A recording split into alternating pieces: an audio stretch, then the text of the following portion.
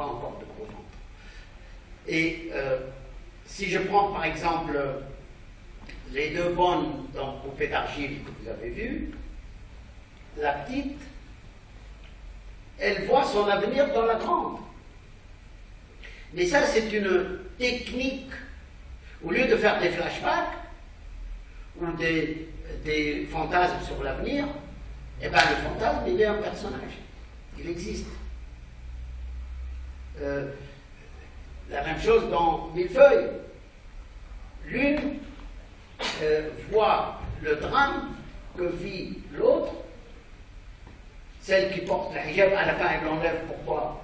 Parce qu'elle a vu ce que sa copine a enduré par le hijab qu'on lui impose. Alors, pour elle, elle a dit, c'est ça, le hijab, je l'enlève. Elle n'a pas dit, mais... C'est ça qui a porté confusion. Comment? C'est ça qui a porté confusion, c'est-à-dire, oui. Oui, mais... Ils n'ont pas fait la différence entre... Entre quoi? Les deux? Exactement. Non. Parce que moi, je ne fais pas un film comme un innocent, un ignorant. Moi, j'ai conscience et je veux que ma conscience soit là. Et je suis aussi un manipulateur. Il n'y a pas de cinéaste qui ne manipule pas. Et celui qui trouve que la manipulation est immorale change de métier. Il ne peut pas être dramaturge. Ni dans le théâtre, ni dans le roman, ni dans... Parce que tout est manipulation de personnages et d'émotions.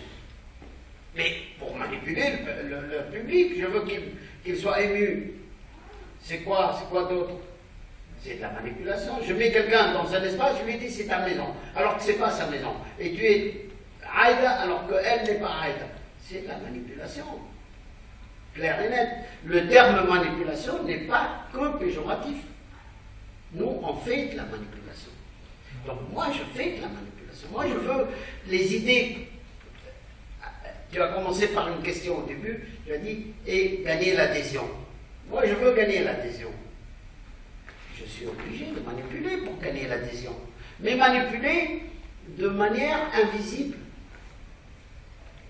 Manipuler de manière qui respecte le spectateur. Je peux la résumer en une phrase.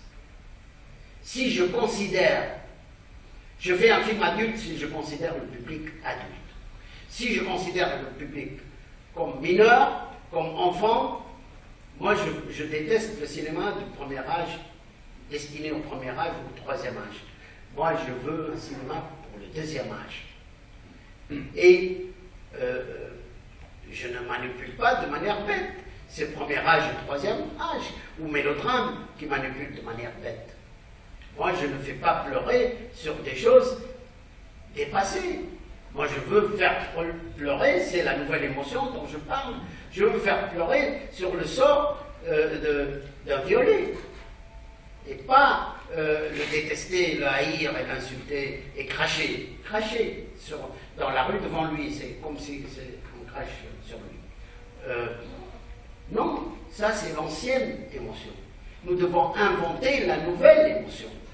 Et la nouvelle émotion, je vous le dis avec toute l'amitié que j'ai pour mes amis cinéastes égyptiens, les Égyptiens ont réussi parfaitement l'ancienne émotion. On a tous pleuré, mais n'ont pas encore réussi la nouvelle émotion. Même pas Youssef Chahine.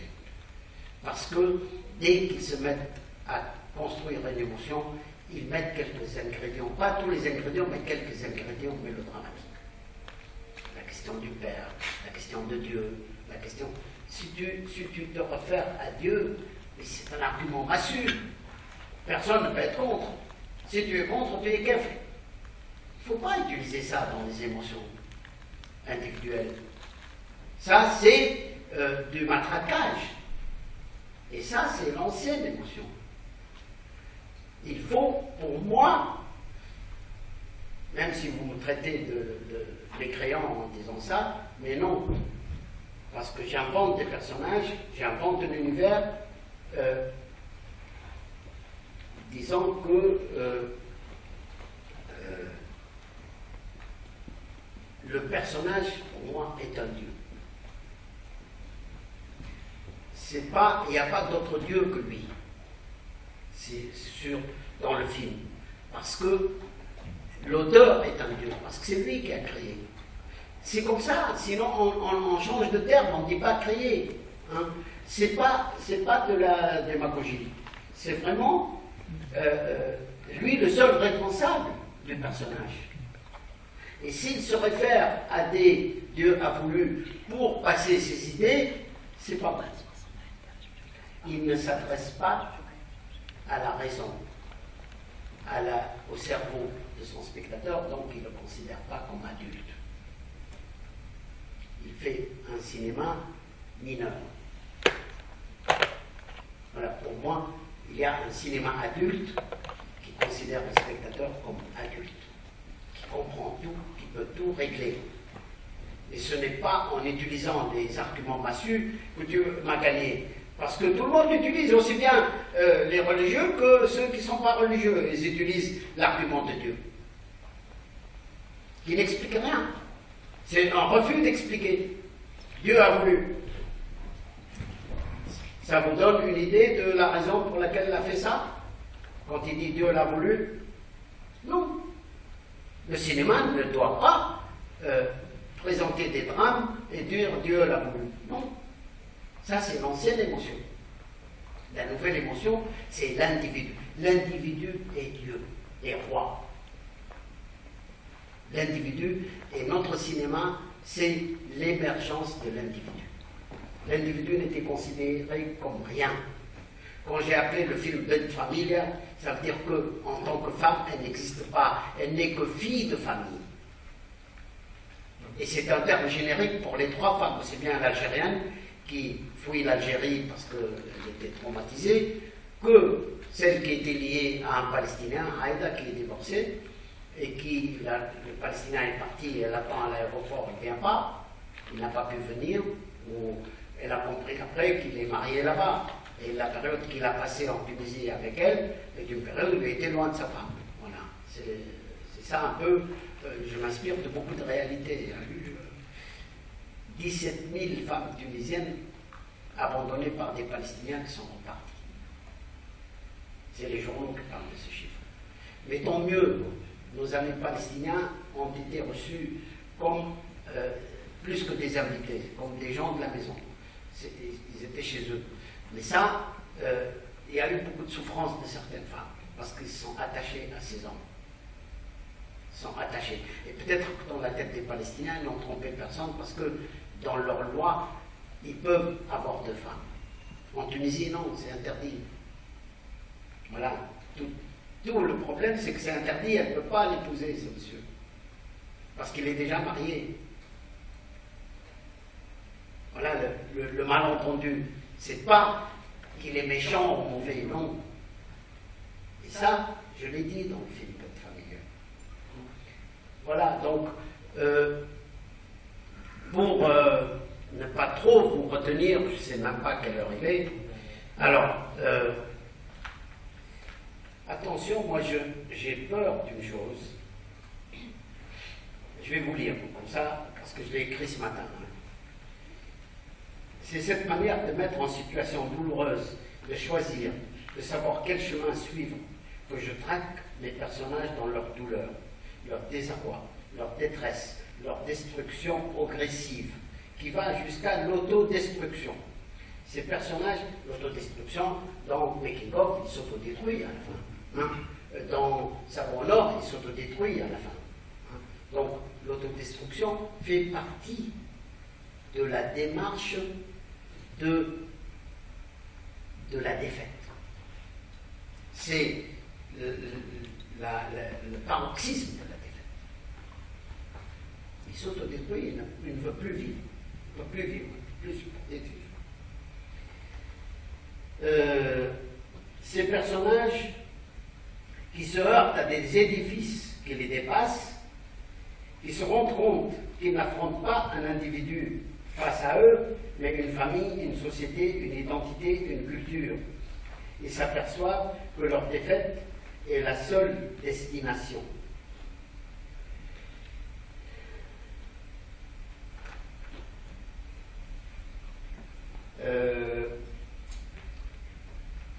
je cite Romsa, qui, dans la guerre du Golfe, a dit que les Koweïtiens gagnent, que les Irakiens gagnent, moi je suis toujours perdante.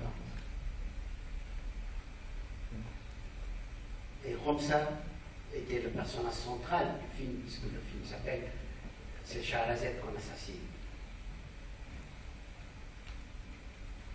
Mais de toutes ces âmes perdues, les personnages solitaires voient progressivement s'accumuler leur révolte, leur rébellion, leur haine, et ça devient une urgence de changer, de mettre fin à tout ça, qui va alimenter leur force et les pousser à l'affrontement final, parfois avec ceux-mêmes qui achèvent leur conscience. Et c'est cette conscience qui est la seule note positive dans le film. C'est la prise de conscience de l'auteur de sa condition. Ce n'est pas qu'il réussit à détruire l'ennemi, non. Sa seule victoire, c'est qu'il prenne conscience. Il peut mourir après ça, mais il a pris conscience, il a repris. Et ce qui m'intéresse, c'est que le spectateur comprend. Comme le personnage a compris, le spectateur comprend. Et comprendre, c'est une prise de conscience et c'est positif. Si on comprend, c'est très bien. Mais moi, je ne veux pas l'effet catharsis où on achève tout pour que le spectateur sorte de là sans aucune charge dans la tête qui le pousse à réfléchir. Parce qu'on a pensé à sa place. Et le personnage a commis l'acte à sa place.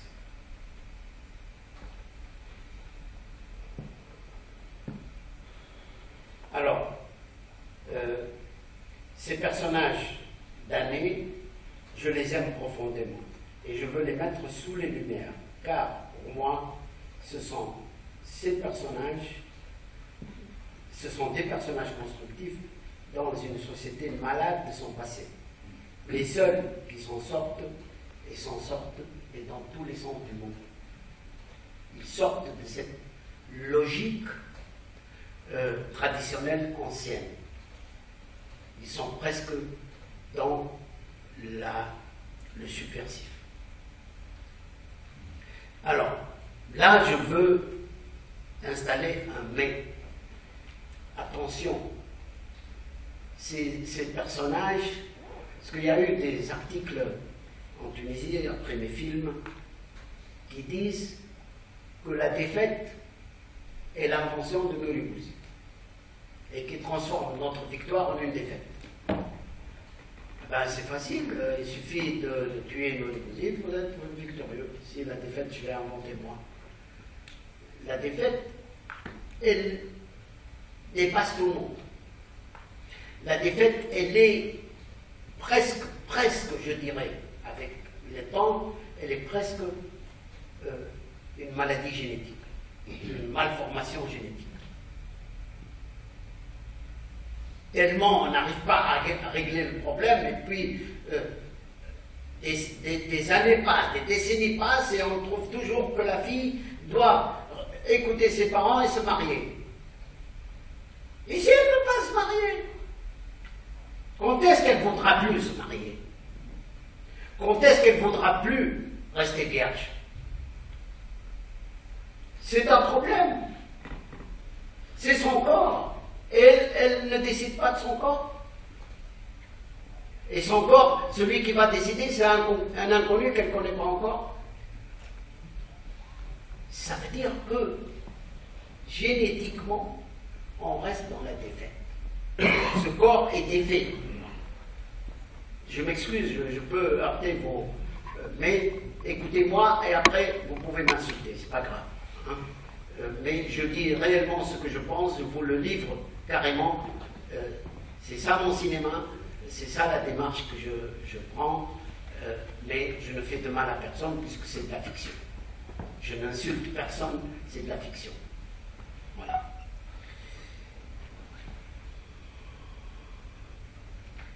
Donc ces personnages et la gestation de leur défaite n'est pas mon but personnel.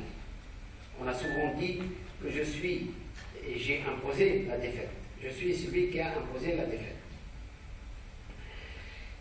Là aussi, je veux dire que même dans mon pays, on n'incrimine pas celui qui commet l'acte, mais celui qui en parle.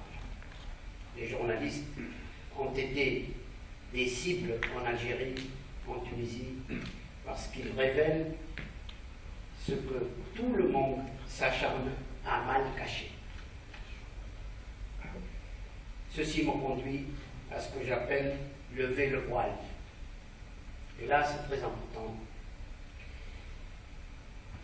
Lever le voile sur la société. Moi, ça ne m'intéresse pas de lever le voile sur une personne qui a choisi. Ça, c'est un choix d'individu et une liberté individuelle. Mais moi, je veux lever le voile sur la société. Et je vois que nous devons dépasser une tradition. Réellement, je parle, vous pouvez me traiter de mécréant là aussi. Je trouve qu'il y a un hadith du prophète qui installe ça, qui est وَإِذَا عَصَيْتُمْ فَاسْتَكْبِرُوا وَتَغَلَّبُوا عَلَى قَضَاءِ حَاجَتِكُمْ بِالْكِتْمَانِ. C'est-à-dire qu'on habitue les gens à ne rien assumer. Hein? C'est la même chose, seulement il y a une nuance de sens. Oui. Ça n'a pas beaucoup d'importance, je m'excuserai pas. Allez, merci. Allez. Merci parce que je l'ai écrit de mémoire. Oui, bon. Je trouve que nous devons dépasser ça. Nous devons, comme on peut, dans un pays comme la Tunisie, on a réussi à interdire la polygamie. Un jour, on va faire l'égalité de l'héritage entre hommes et femmes, parce que la société a changé. À l'époque du prophète, dans la société, le fils continue à fructifier les biens du père. Donc, c'est normal qu'il prenne deux parts. Maintenant, il y a des filles qui travaillent pour la famille. Et le garçon ne travaille pas. C'est pas normal qu'elle a la moitié de l'héritage du garçon. C'est pas juste. Les plus justes. Si on ne... Il y a quelque chose dans l'islam qu'on a oublié, qui est essentiel, c'est l'ijtihad. L'ijtihad a fini avec la mort du prophète. Fi Saqifat Bani Sa'ad. Quand on a annoncé la mort du prophète, on a arrêté de faire l'ijtihad. L'ijtihad, c'est la solution intelligente, la réflexion, la pensée pour trouver des solutions et des lois aux problèmes sur lesquels le Coran n'a pas donné de solution. Par exemple, on peut faire de l'ijtihad pour voir quelle est la position de l'utilisation de Facebook, ou le tabac, ou je ne sais pas, des tas de choses. Il y a, si c'est des choses qui peuvent devenir un fléau, on peut utiliser le raisonnement et la raison et trouver des solutions rationnelles. Malheureusement, ce hadith, moi, il me dérange beaucoup parce que ça veut dire que nous, on n'a pas le droit de parler d'un problème dans un film. Alors, j'étais un peu... Non, parce qu'il est déjà 10h30, 10h35, donc j'ai le problème, je vais passer. D'accord, ok. De toute façon, j'espère ne pas vous avoir trop ennuyé. J'ai tenu à ne pas aller jusqu'à la technique de réalisation parce que je voulais respecter le cadre des gens qui m'ont invité, que c'est le cinéma et droits de l'homme. Et quand je choisis des personnages comme ça, c'est pour défendre leurs droits. Ce sont des victimes. Et je ne prends que des victimes. Je n'ai jamais fait de film sur quelqu'un qui est bien. Je n'ai jamais choisi un personnage qui fait le bien. Ça ne m'intéresse pas. Ou qui a subi le bien. Ça ne m'intéresse pas. D'ailleurs, la dramaturgie a besoin de drame. S'il a un drame avec qui que ce soit, oui, ça peut devenir. Mais pour le moment, je me sens plus proche des gens qui sont oubliés. Non seulement ils ont été victimes dans leur vie, mais leur vie est cachée. Quelqu'un qui a été victime d'un viol, une femme qui a été victime d'un viol, elle va passer toute sa vie cachée. C'est pas possible. Elle doit jeter au visage du violeur ce qui lui est arrivé. C'est lui qui doit avoir honte. Et c'est ça, la nouvelle émotion.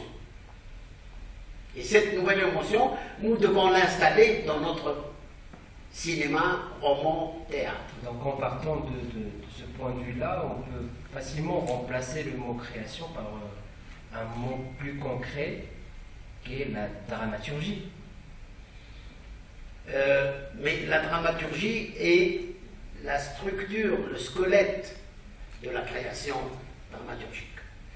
Tout le reste, la chair, hein, le squelette, parce que c'est vraiment ça, l'ossature qui fait tenir le film. Et c'est la dramaturgie et la maturation dramatique qui détermine la durée.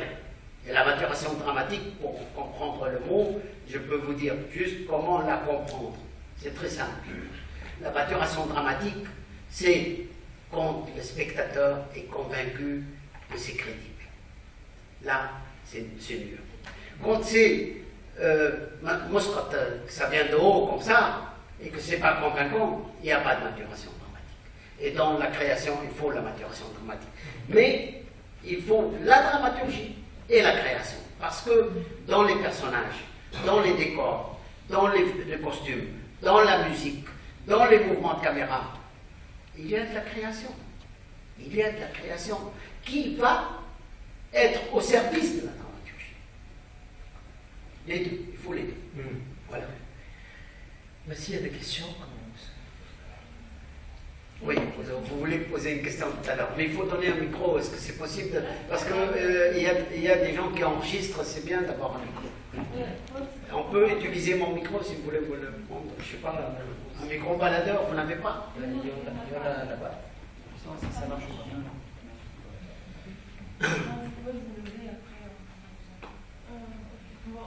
J'ai juste des questions par rapport à business. Vous avez parlé de la censure. J'entends pas bien, approchez-vous parce que j'entends pas bien. Je m'excuse, je suis vieux. Oui, par rapport à business, vous avez parlé de la censure, du fait de ne pas avoir d'autorisation pour tourner. Moi, j'aimerais savoir concrètement comment vous faites pour gérer ça en tant que réalisateur. Après, j'ai une autre question sur les réalisateurs en Tunisie et les femmes. Est-ce qu'il y en a qui émergent et de quoi elles parlent? Les femmes, oui. Et après, j'ai une autre question par rapport à l'actrice qui disait qu'elle ne pouvait pas être bonne.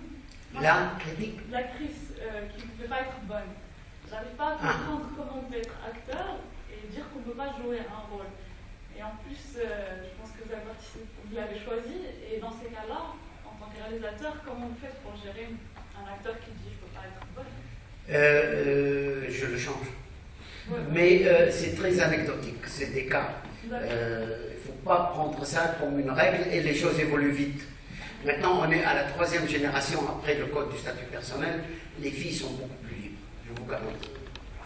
Moi, je parle de business il y a 20 ans, il y a 25 ans. Donc, les choses ont évolué assez vite. Vous savez, la dernière génération, par exemple ma fille, 16 ans, c'est une génération qui a des parents, les 2 parents sont libres. Ça, il a fallu attendre, parce que moi, ma mère et mon père étaient analphabètes. Hein? Donc, bien sûr, moi je suis vieux, mais si on compte sur mon âge à moi, c'est 2 générations. Moi je dis que là, on est à la 4e génération, après le code du statut personnel, et ces générations-là sont de parents presque tous les 2 libres. Donc, les choses ont un peu changé, mais c'est pour vous dire que peut-être que ce qui est notre passé, c'est le présent en Arabie Saoudite, comme je fais dans le film. Voilà. Alors, pour les questions, comment je fais, comment je gère, quand c'est... oui, là, j'ai utilisé mes relations. Il y avait quelqu'un qui était avec moi en prison, qui était de notre organisation, et je ne sais pas par quel miracle, quelqu'un m'a parlé de lui a parlé de mon problème, et lui, il donnait des cours aux filles, des cours de français aux filles du président. Je ne sais pas comment ils l'ont choisi. De toute façon, lui, il n'est pas avec le président. Il m'a dit, écris-moi une lettre, moi je la lis au président.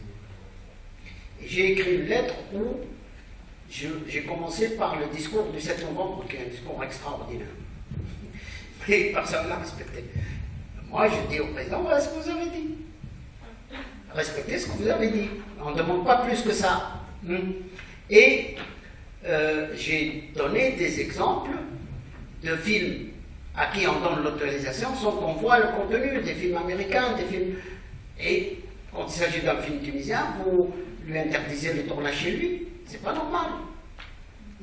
Je ne lui dis pas lui interdire, parce que moi je demande l'autorisation de sa part. Je dis, des responsables l'interdisent. Parce que je ne sais pas si c'est arrivé à lui. Et après cette lettre, le lendemain, ils m'ont dit, va au ministère pour prendre l'autorisation de tournage. Voilà, c'est comme ça. Et comme j'avais, pour Business, j'avais des acteurs étrangers, pour jouer les étrangers, parmi les acteurs, il y avait la fille de l'ambassadeur d'Angleterre, M. Day, et qui est un homme extrêmement sympathique. Et j'ai rappelé ces noms-là, et ils ont eu un peu honte que M. Day aille dire on a interdit le tournage où ma fille devait jouer parce qu'on traite d'un sujet. Et les étrangers, tous, j'ai reçu des tas de lettres de consulats, d'ambassades, où ils me disent c'est très bien d'avoir parlé de ça parce qu'on en souffre. Parce que les business, c'est pas toujours une demande du touriste, c'est parfois de harcèlement de la part des garçons business. Parfois, c'est du harcèlement. Il y en a qui ont besoin de ça, mais pas tous. Et puis, je m'excuse d'être un peu scabreux, les Tunisiens ne mettent pas de préservatif. Donc, ils ne prennent pas de précautions. Ils ne savent pas sur qui ils tombent. Donc ça, c'est grave. Voilà. Et d'ailleurs, il y a une scène dans le film qui lui montre le préservatif. J'ai voulu contribuer par cette scène pour un peu les protéger, les pousser à se protéger, parce que là, ils jouent un jeu dangereux, ils ne sont pas conscients. Ils ne sont pas conscients. Ils voient une femme qui est prête, il devient dingue. Il devient dingue. C'est ça qui est dangereux. Il va savoir si... je n'en sais rien, moi. Si cette femme est malade, elle ne va pas le dire. Si elle ne le dit pas, c'est grave. Si elle le dit, oui, mais... il y a eu des cas où des femmes ont tué des tas de gens dans les pays du Moyen-Orient. Il y a un événement célèbre, très célèbre. On en a même fait un film. Des Israéliennes ou des femmes engagées par les Israéliens qui portent le sida et qui sont venues en Égypte sur une station balnéaire et elles ont couché avec qui veut. Voilà. C'est un événement qui a eu lieu il y a 25 ans, 30 ans. Et il y a eu un film sur ça. Donc il faut faire attention. Préservatif, c'est pas pour les idiots, c'est pour les gens intelligents. Voilà. C'est une arme. Le sida peut être une arme. Tu as posé une autre question. Les femmes réalisatrices. Les femmes réalisatrices, je peux vous parler de ma fille qui vient de tourner son long métrage, le premier. Elle a fait La Fémis à Paris. Et le film n'est pas encore sorti. Je n'en sais rien parce que j'ai lu le scénario, mais je n'ai pas assisté au tournage, mais elle a l'air très contente. J'ai assisté à la fête de fin de tournage et je parlais avec les comédiens, les techniciens, et tous m'ont dit beaucoup de bien d'elle et du film. Mais le thème, c'est quoi le thème, c'est avant la Révolution, parce que la fin du film, la Révolution commence un peu. Et c'est un milieu de jeunes qui veulent chanter, qui s'amusent, qui veulent la liberté, et qui chantent des chansons un peu subversives. Et la fille entre en conflit avec sa mère. Le père travaille loin au sud, il vient, et tout ce conflit avec la mère, en fait, elle résiste, et à la fin, la mère et gagné à la cause de la fille. Parce que elle a oublié qu'elle était femme. Elle n'a pensé qu'à être mère. Et très souvent, les mères peuvent être contre les femmes quand il s'agit de leurs filles. Ça, c'est un phénomène qui existe partout.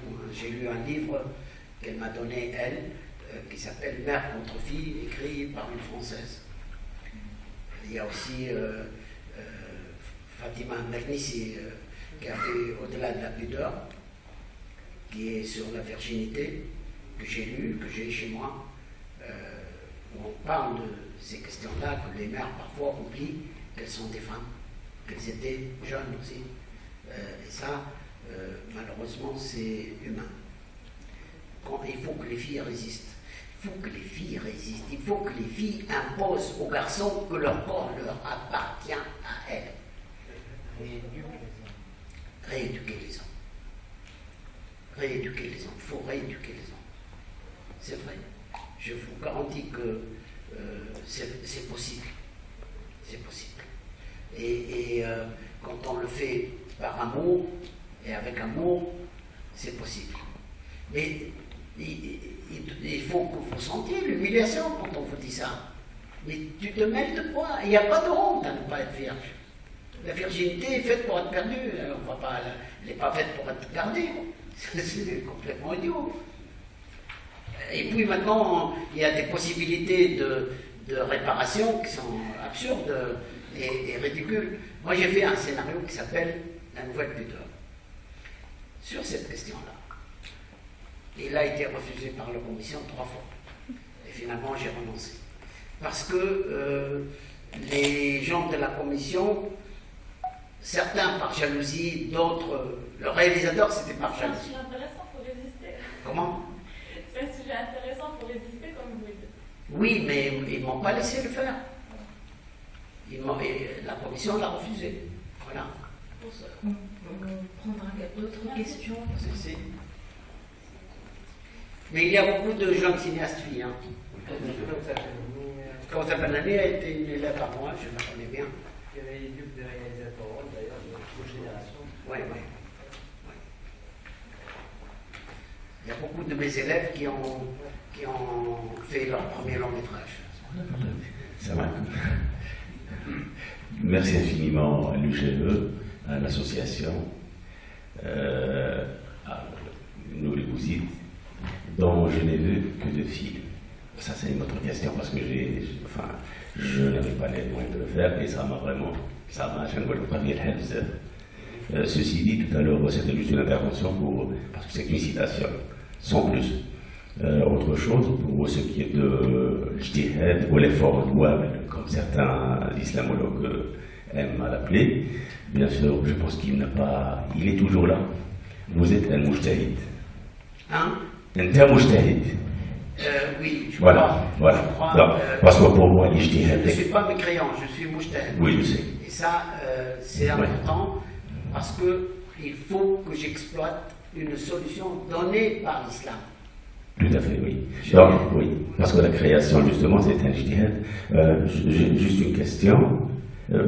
Pour revoir les films, est-ce qu'ils sont téléchargeables? C'est une question idiote, mais quand même qui est en rapport avec les droits, avec tout ce qui est piratage, piraterie, je ne sais plus quel mot. Demander à l'association. D'accord. Ceci dit, oui, je ne manquerai pas de le faire. Oui, j'allais dire, ma question est la suivante. Comment vous traduirez manipulation? Parce que c'est un terme qui est revenu là, oui, il y a quelque chose de... Manipulation, c'est... تحريك شخصية. تحريك شخصية، لا مجهولي. تحريك شخصية. شكرا جزيلا. En fait, c'est le même terme que je traduis quand il s'agit de marionnettes. Oui. C'est les faire bouger, leur donner une activité, mais tahrik dans le sens propre et figuré. La manipulation dans le cinéma, j'utilise le terme parce que je ne veux pas que vous croyez que nous sommes des génies, etc. Non. Tout est travaillé, mais attention, il ne faut pas qu'elle soit visible sur l'écran. Il faut, il y a une expression qu'on utilise dans le cinéma, il faut apprendre à mentir vrai. Ah là là. Voilà. je connais Ça, c'est de la manipulation. شكرا جزيلا. شكرا لمنظمة الرفاه.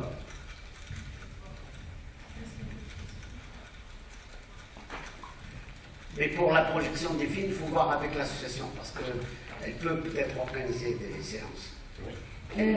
Moi, je pense que s'il n'y a pas d'autres questions, on peut donner à Bilal pour clôturer la séance.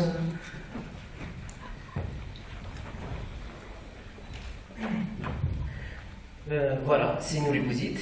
D'ailleurs, la petite sec, pour une fois, je m'excuse parce que je parle trop, tout le temps, et toute la semaine. Non, tu n'as pas beaucoup parlé. Mais par contre, moi, j'ai fait le déplacement pour nous les Bouzides, pour une simple raison, qui est personnelle. D'ailleurs, j'aime bien ces films, ça, il le sait depuis des années. Et puis parce que c'était tout simplement l'interview Louli Diali avec un cinéaste, c'était en 2004. À l'époque, comme on dit, j'étais personne, alors qu'il m'a traité comme quelqu'un à l'époque. Ben voilà. C'était après les poupées d'argile. C'est normal de respecter un interlocuteur, sinon c'est pas la peine de dialoguer.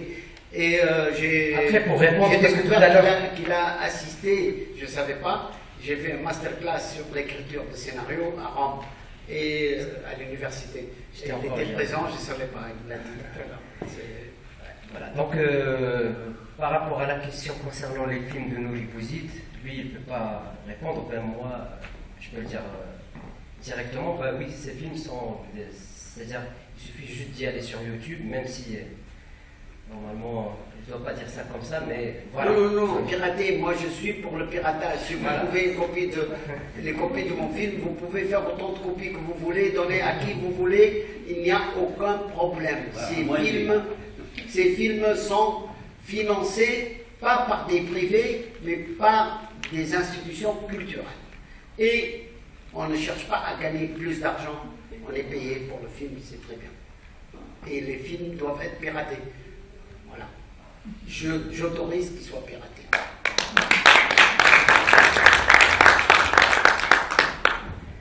Voilà, donc, shukran للناس اللي جاو. Donc, la masterclass, quand on dit la possibilité, j'aurais mis la masterclass comme application sur leur smartphone. Mais si vous voulez un jour, je peux venir où je parle plus de la réalisation. Parce voilà. On s'est arrêté avant la réalisation. Parce il faut sinon 2-3 séances pour parler de tout. Exactement. Et j'ai eu du mal à limiter parce qu'il y a beaucoup de choses que je n'ai pas dites. Parce que il faut beaucoup plus de temps. On n'a pas idée du temps qu'il faut pour parler. Et je crois que vous avez déjà saisi quelque chose, c'est bien. Cette masterclass sera mise en ligne très bientôt sur le site de la RMCDH, rmcdh.ma, sur notre chaîne YouTube également. Nous remercions au nom de la RMCDH Bilal Lamid qui, dans un agenda très serré, a fait le déplacement depuis Tanger. Monsieur Nouri Bouzid qui est venu de Tunisie pour assister au jeudi Cinéma et Droits de l'Homme pour animer la masterclass. Je rappelle. J'en suis fier et heureux parce que je suis invité, je suis traité comme un roi. Nous en sommes encore plus fiers. Je rappelle que la rediffusion de Making of dans le cadre de cette masterclass a lieu demain à 6h30 à la salle 7e art. Merci beaucoup. Et je reste à votre disposition pour faire des débats de mes films. Nous y reviendrons, je ne veux pas étaler un peu l'agenda, mais M. Bouzid est en train de préparer un livre sur le cinéma que nous pensons présenter dans le cadre de nos activités. On vous donnera plus de détails. L'ellipse et le hors-champ.